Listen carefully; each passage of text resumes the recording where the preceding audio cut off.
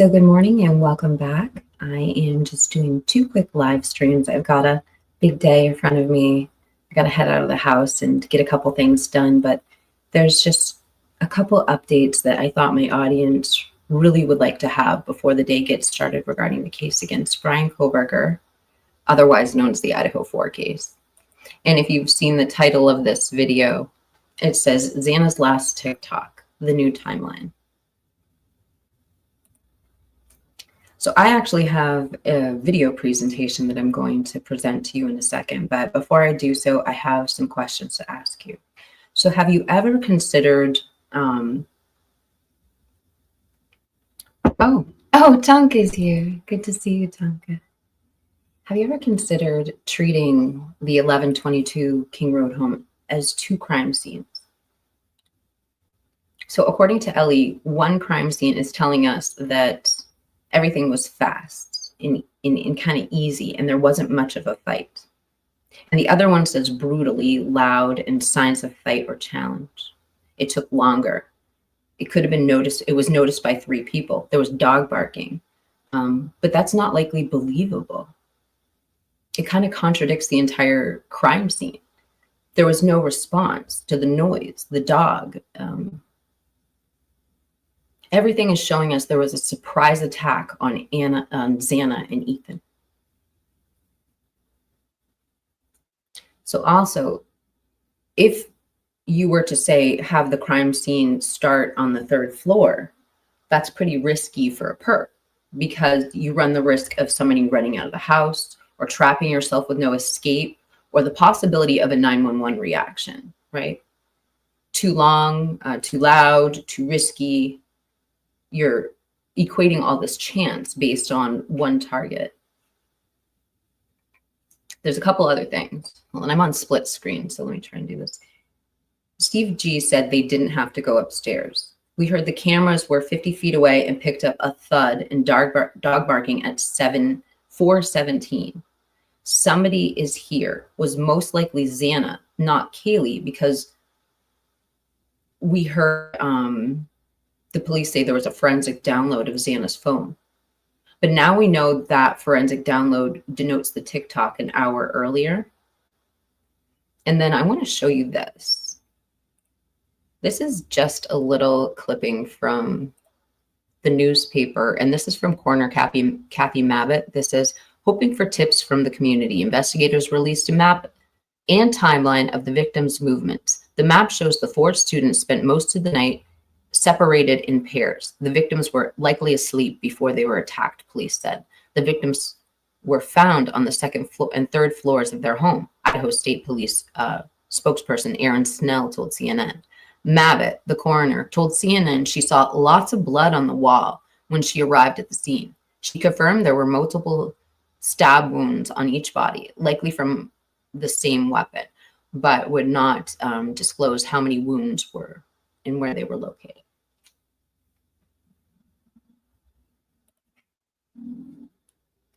My dog is snoring. I'm sorry if you hear that weird noise. So just a couple more points, and then I'm going to play you the presentation. So I get to my notes. The sheath location and the implications of it being a hammer, because we did hear from Steve G's recent interview about the brutal physical attacks besides the stabbing on his daughter's face. This is kind of what makes us know that the upstairs scene wasn't clean and precise and quick. It was loud and messy. And I'm going to get to it. I personally don't think this scenario can work without 3 crime scenes, like one initially that started on the 1st floor, one on the 2nd floor, and then coming back down to the 2nd floor. But that's based on the text and the 911 call, which obviously looks like we're missing something and it's redacted. And if there was such an error as the forensic download in the probable cause affidavit stated 4:16, and then it gets changed to 3:15, that was found out in March of 2023. So like 3 months after the PCA was written, even though it says the forensic download was in there. But in the law enforcement scenario, Maddie has to be first. This is their whole case. So treat with the sheath. We can argue order of death, or we can prove or determine order of death by the DNA, right? And then we hear that the mattress blood wasn't tested. How does that affect figuring out the order of events? I'm curious, I'm asking you. So, because we can't quite argue that the story we're reading backs up these stories. It makes zero sense with the evidence that's coming out. So what I would suggest is, why don't we try separating the crime scene and let the evidence tell its story to what's in front of us. So everybody's asking these obvious questions, but if we separate the crime scene into two, one allegedly being quick and clean, scenario one, and one being chaotic and loud, it doesn't quite make sense. Because remember, the loud thud was at 4:17. How does that leave time for both Ethan, Xana, and a cleanup in about 3 minutes? So I do have a video presentation. Let me just quick turn to the chat. Tonka says, it's kind of hard to ask for information when the timeline isn't the correct timeline. And I'm just going to reiterate for the people watching, Tonka is one of my researchers. And from Tonka's research, Tonka bases the timeline between 2:10 and 3:50, I believe. Let me present this video to you. I put this together yesterday for my members. And you know what? Maybe while I'm playing this, I'll make this live stream public. Okay. It seems to me there's a high likelihood that nothing. Let's start the video.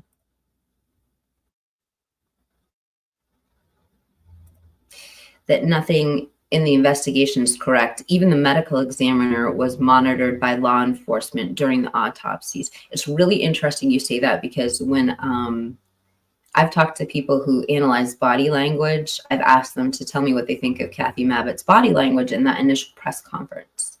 And a lot of people will say, one thing is her nervousness could have been just from lack of being in front of a camera, but something else, it appeared she was trying to give these rehearsed lines. So you very well could be correct. It did appear, I think so too. It did sound like she was giving canned answers or rehearsed lines. All right, let me present this video for you guys.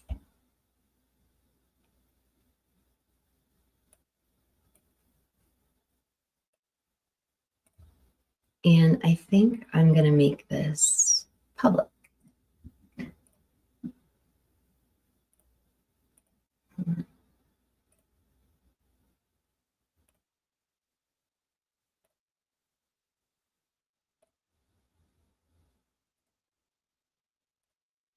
Okay, here we go.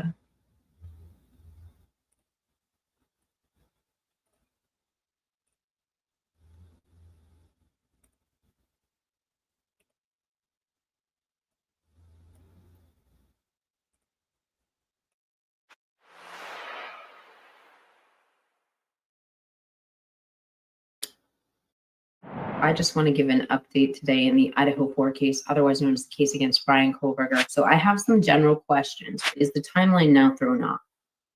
The timeline in the PCA for the Idaho 4 case is partially based on Xana's TikToks. I have so many questions regarding the 911 call. If Xana was laying in the hallway, first and foremost, and she was seen, in the morning and in the night prior, why in the 911 call was HJ knocking 3 times on the door and saying Xana?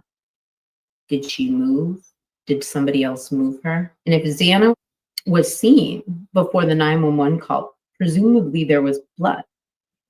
So why in the call is she saying she has a passed out friend? And I think that many of us believed it was a symptom of shock initially, that she didn't see the blood. But the question now is, well, why didn't HJ see the blood? And why didn't we hear them say there's blood or there's a crime scene in the 911 call?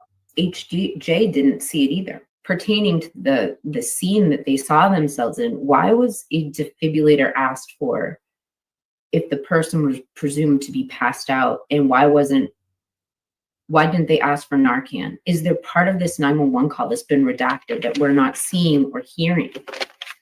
That doesn't make any sense to me. The PCA, it says the TikTok is at 4:12 a.m. The PCA states DM heard what she thought was something to the effect of there's somebody here.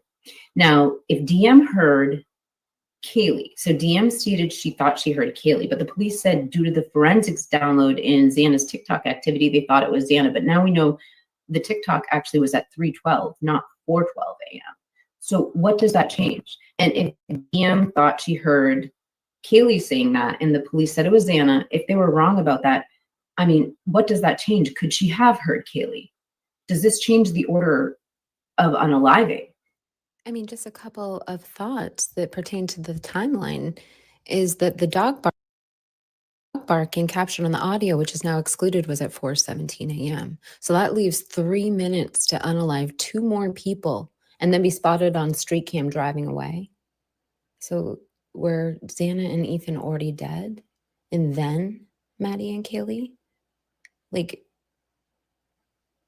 the dog barked when the girls were attacked at 4:15 or so.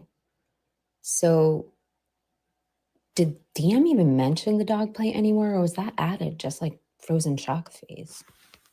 Does it change Dylan's testimony? Could she possibly have seen Kaylee running up and down the stairs as the police have dismissed? Does it change the timeline? Does this change the order of death? Where was the cleanup? Was it on the 2nd floor? Was it on the 3rd floor? And I only say that because we see the drywall in Maddies' room cut out, and I'll get back to that in a second. But where was the cleanup? The defense said there was a cleanup. Is that why the shoe print was latent? And we also heard about a boot print on the high side of the house.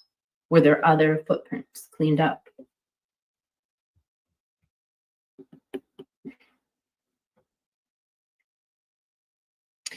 There was a bloody handprint on the handrail. There was a cleanup. Bloody handprints on that railing that were cleaned up. Was it the perpetrator or was it the surviving roommates who cleaned up?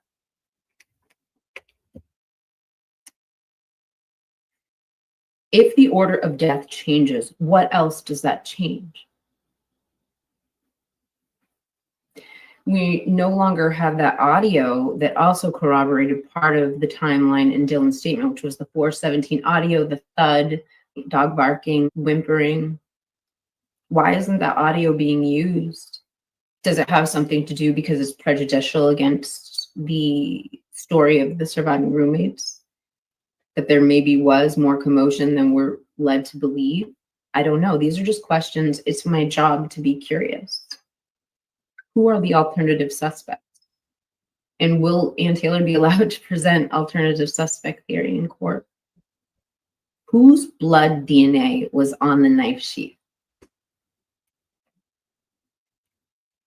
Did LE see multiple suspects fleeing the scene of a crime in an Elantra, as they stated early on?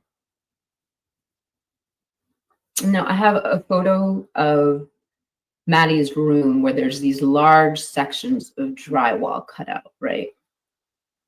Was that just blood spatter? Or was there something else? Was that pertaining to a cleanup? Like, why did they cut those sections out? Was there something in there that indicated something? Within the first few hours, Ellie lifted the shelter in place order. And I just wonder, why did they think the house was targeted? Why did they think this was a targeted attack and there was no additional threat to the community? Does it have something to do? I mean, it has to have something to do with the crime scene, but what about the crime scene made them think that? Was it something that the roommate said? Was it something that they saw? And I bring up Maddies' room just because it was such a large section of wall cut out, and the early rumors that there could have been something written on the wall. But that's just rumor, and I'd love to hear your opinions below. So if you've made it this far, I just really appreciate you listening to what I have to say, and I would love to hear your comments. So with all of that said, I hope you have a happy Monday, and I'll see you soon.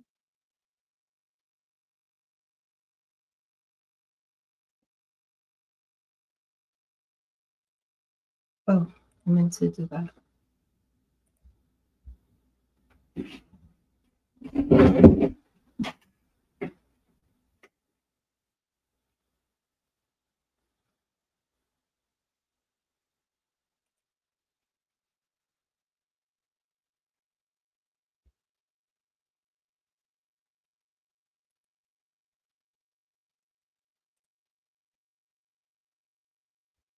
Okay, so that was the presentation I made for you guys. I do have a few starred comments that I want to get to.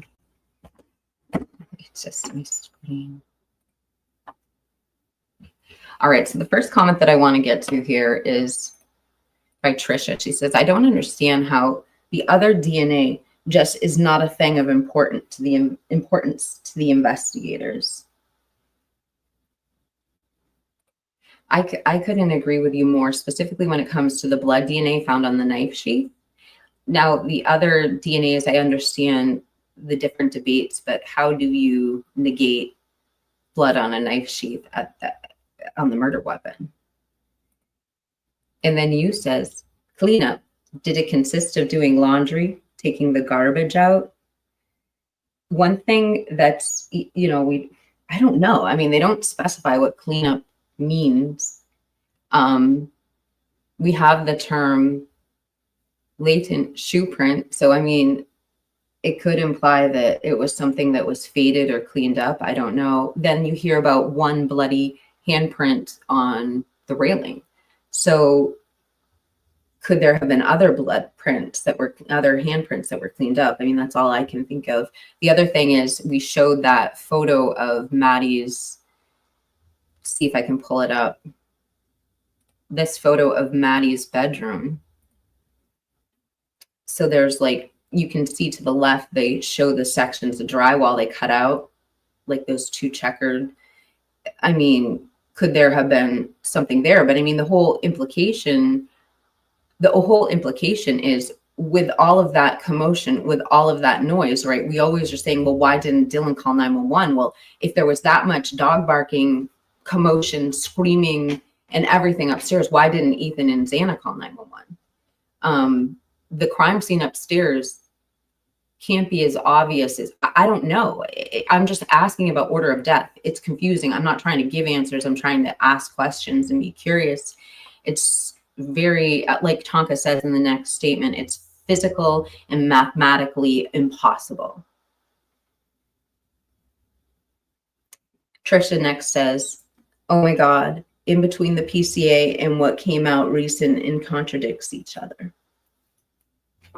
And I mean, that's what I think, that a lot of people that are talking about the mattresses and not having the mattresses tested, this is one of the things that they're talking about is, are we sure on the order of death? And was something missed in the investigation because they, did I don't know. It should be a definitive thing. Like, I mean, the DNA residue is going to tell you the order of death. I don't know. The next comment, why did Ethan's mom say 2 a.m. is a dark hour? I don't know. When I watched that interview, like, I didn't make much of it when I first heard that. Because I thought that she was like saying like how her family was coping with it. But I mean, who am I to put words in somebody's mouth? She could have meant something more by it. You says Linda Lane archive supposedly shows a cop car at 6 a.m. If we could only get some confirmation from Kane Franchise that those are the right dates and times, it would be nice to go off of that. Wakanyon Tonka says, I'm interested in who the unknown male and unknown female DNA under Maddie's fingernails. And I think the argument everyone gives is, okay, well, she was out at a public place. She was out at the corner club. Of course, she's going to have other DNA. But it's a crime scene. It's kind of like the argument of like the other DNAs aren't important enough to test. At what point does it become important enough to test? Like what has to happen for everything to be important? Mm-hmm. And then the next one I started was Trisha says the mattresses weren't tested. And we have a few new comments. Let me just see. Okay. So I'd also like to know who and or what provided Dylan's alibi. And we're assuming that like the Gonzalez family was talking about the girls when they said she had a strong alibi in that public interview. I wonder too. I wonder if any of those calls were, you know, she was on. I don't know. Was there somebody else present at the home? I don't know. Everything we're seeing now just arises more questions, and I would hope that it was the same when law enforcement was first investigating this case. I wish I knew a timeline, but we can't get straight times. And as we were saying at the beginning, Tonka's timeline has, right now, Tonka's timeline is obvious to them is 2:10 to 3:01. Christy says, don't forget to hit the like button, share, subscribe, and ring the bell. Please do. I'd love for you to be part of our true crime family. I don't really do his live streams as much as I used to. And I don't know, I'm trying to find a time of day that I can consistently do them. But either way, if you could hit that like button or hit that notification bell, if you want to be in a live stream, I love to have you in the live chat and get your opinions on things. You says, that looks like a sign on the outside of the house. Yeah, I think what it is showing, because you can see the drywall at the bottom. Like if you can see the reflection of that banister, like right to the left of that, you can see the drywall cut out. So if you look at that diagram, that's the bottom. I'm assuming that's the bottom square. And then there's like another square to the top left of it. Wait. Oh, wait, you mean that little rectangle outside the room? Let me see if I can move my cursor around it. Let me make this bigger. Hold on. Oh, I always do that. Hey. My dog is snoring so loud. I'm sorry. So right here. This is the cutout drywall. And you see this diagram here? I'm assuming that's the bottom right here. That matches that. That's showing what they did there. And then there's another. It is weird. I mean, I don't know. We can tell a little bit about the blood pattern. It's super low. I mean, like that's towards the ground. It's to the ground. Could the early rumors about something written on the wall be true? I don't know. Or could this be the place where alleged cleanup happened? We have no idea what they were referencing or what they were talking about.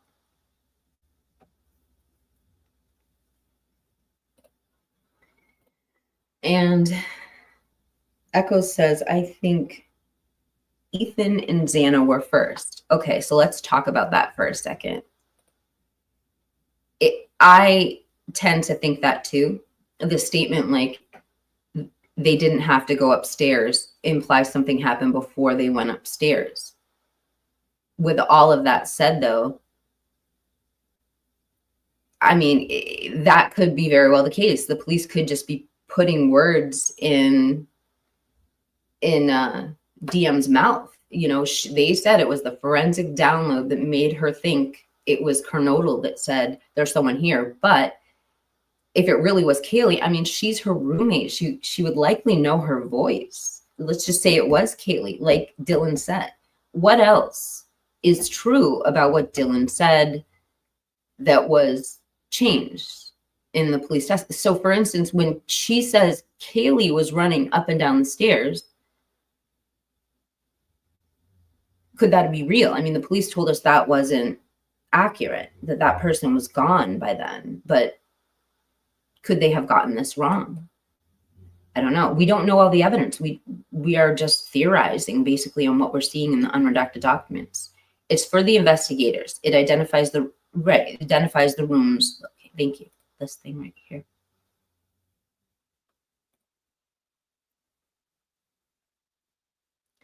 Tonka says, in my opinion, Ethan was first and passed out between 1:56 and 2:18.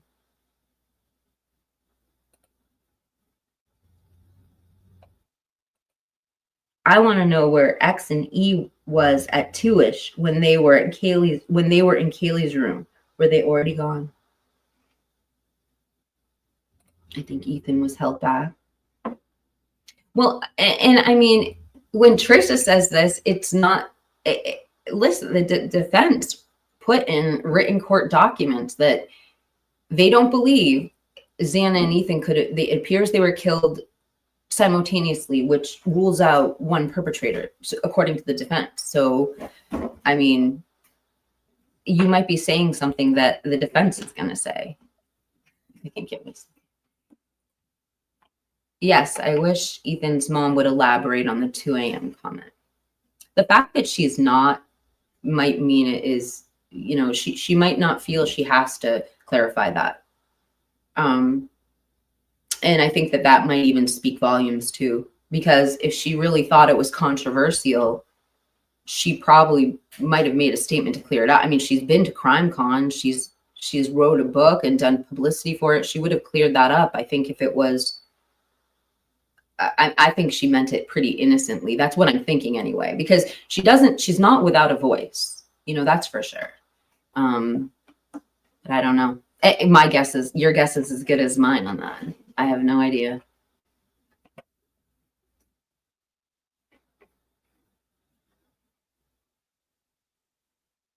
Chained down.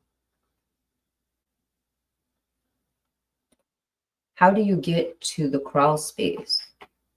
I think the crawl space was in the spare bedroom, if I'm not mistaken, but I'm just going off other people's research. I don't know.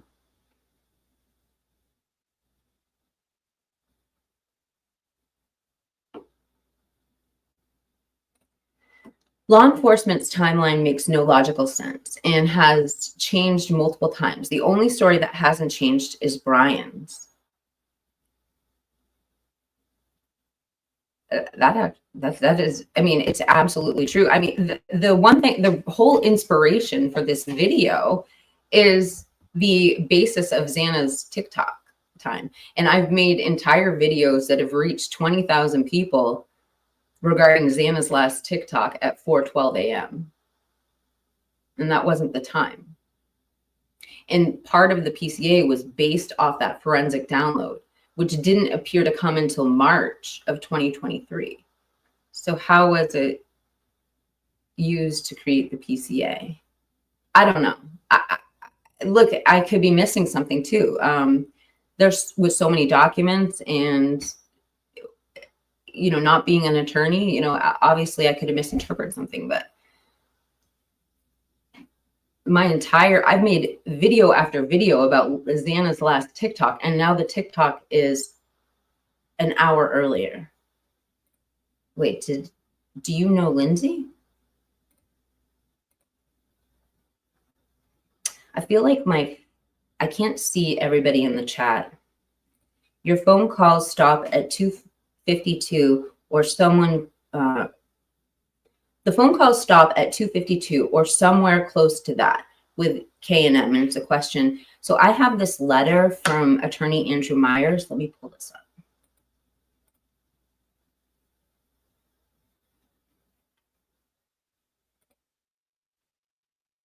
I have this letter from Steve Gonzalez right here. And it's a little bit interesting if you've never heard it. You might not have heard it because you're asking the question. Let me take it down. At the very bottom of this, it kind of gives us the information that you're looking for. It says, oops, I can't do that. We're aware neither Keely nor Maddie made a call to 911. I need to double check with the girls, as they were the ones with access to their accounts. According to my recollection, Kaylee's last call is to Jack at 2:56, which after which her phone appears to go offline. Where there have been rumors of unusual events that night. We haven't found any corroborating reports, so we haven't officially published what we heard within the first 24 hours. We maintain a few different narratives close to our chest to help us understand if the said source has knowledge that we have heard from, I'm sorry, I'm reading off like a little teeny screenshot. I apologize. Heard that from direct sources. In this situation where information has been sealed, closed, gagged, and redacted, the small details help us to discern whether someone knows the true details related to the case or is simply spreading online speculation. I mean, that's the most closest thing we have to a forensic, because they had like a joint family account. They were able to log on to Kaylee's laptop really early and get that info.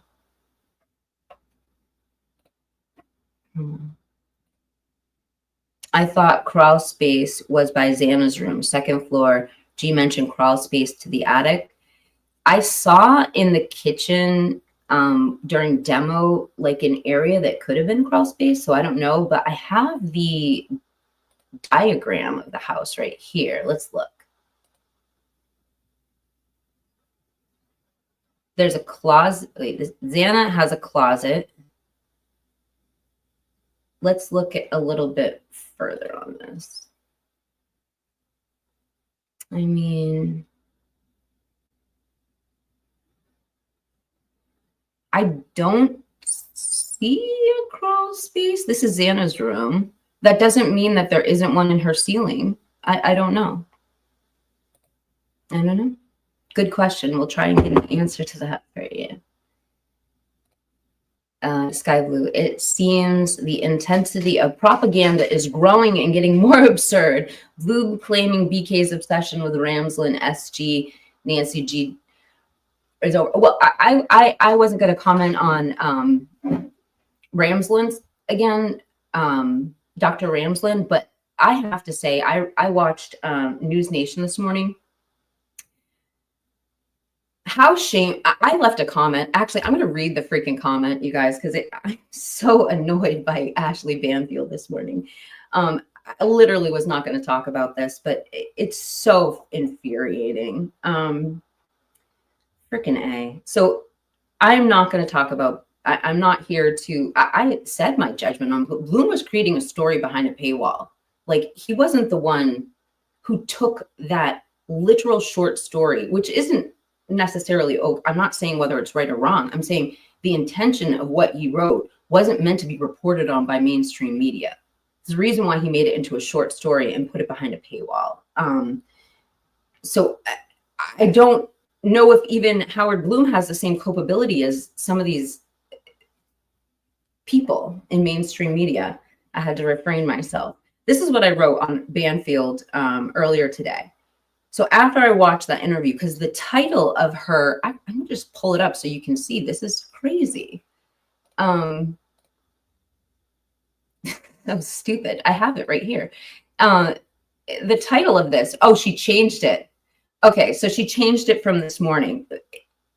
But it says, Brian Koberger's motive allegedly tied to former professor reported. What kind of a shameful title is that when you know that's not true?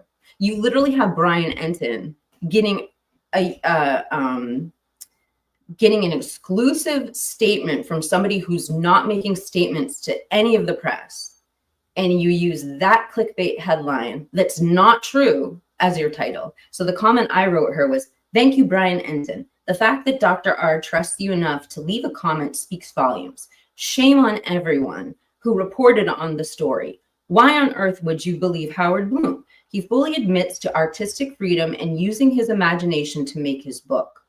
And yet people report on what he says which is behind a paywall for their own ambitions. I'm glad you set the record straight, but you did it with clickbait. Shame." And I've already got like 6 likes. So that's, like I said, I'm not interested in I'm like shocked at the mainstream media and their lack of due diligence with all their resources and all their money and all their attorneys. And like, I just, it does shock me a little bit. But I mean, it is what it is. I watched one video on, I watched Jules of All Trades. She did a good video on it this morning. And I mean, I shouldn't even spoke on it because, like I said, I'm not trying to cause drama. I really appreciate her, Dr. Ramsland. I enjoyed getting to know her and reading through her body of work, and I think she's a great person. And yeah, so, but she also, we know what's coming. I mean, like us as creators, we've heard her name since the beginning, and we know that we knew at some point she was going to get some press. And as the trial approaches, people are going to be talking. And I'll tell you, the one thing I'm curious about is what she's going to say after the trial. I really want to know what her thoughts are on the case. She had an interesting segment in the interview she did on my channel where she talked about something called, it's an acronym, it's WYSIATI. What you see is all what you see is all there is. It's like a cognitive dissonance. So like what the evidence, you can perceive the evidence says one thing, it can mean something else. And she's not just talking about true crime writers and podcasters. She's talking about law enforcement. And she has an interesting voice. She talks about in the investigation to Dennis Rader, several other murders were being pinned on him that he had nothing to do with, but he fit the bill. And so investigators were turning to Dennis Rader for these crimes, and he didn't commit them. And we know that because after the actual person who did the crimes was killed, witnesses came forward and actually said they knew what happened. So it's not even a question. But yet law enforcement at one point near Wichita, Kansas, were pinning that crime on Dennis Rader. So it'll be interesting to see how she perceives the investigation, how she perceives everything. I can't wait to hear her statements after this case is over. Wait. A couch was the roommate on the lease.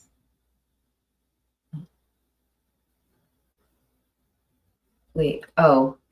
Oops, I meant to say me too. I'm shocked by the lack of actual factual information from supposed reputable sources. I mean, I know there was a statement made on Twitter, but like I said,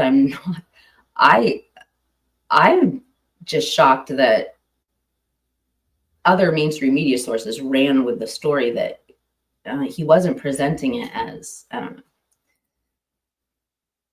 It is truly disturbing how many people actually believe it is true. Wait, am I allowed to put that here? Anyway, that's all I got for you today. I'd love to hear your comments in the comment section below. Appreciate you coming out and listening to what I have to say. I really appreciate your time and your viewership. Thank you for welcoming me into your living room or your office or whatever. I hope you have a great Tuesday. I do have another live stream, but I have to go grocery shopping now. And I have to do laundry, so I'm not sure when I'm going to get to it. I wish I could do it right now. Ashley, yeah. Oh, wait. That's why they all got tattoos. They have no education, and the tattoos will maturity. Well, that's one thing. They do have an education. All right, you guys, I could stay here all day because I see the chat, I feel your energy, and I could stay here and hang out with you guys all day. But I hope you appreciated these questions. Like I truly, I don't know if I consider myself an independent journalist. I consider myself a podcaster. I don't really, I research, I don't necessarily investigate. But it's my job to be curious. And if there's anything I want to leave with you other than my appreciation for your viewership, it's that it's my job to be curious. And these questions aren't meant to disparage the investigation. The questions that I ask are truly intended to try and come up with what the defense is going to be for Brian Koberger, because we can only speculate what Ann Taylor is going to present to us. And so these are some of the questions that I have. I'm curious to know if these are the questions the defense is going to bring up too. So anyway, I hope you guys have a great day, and thank you for being here.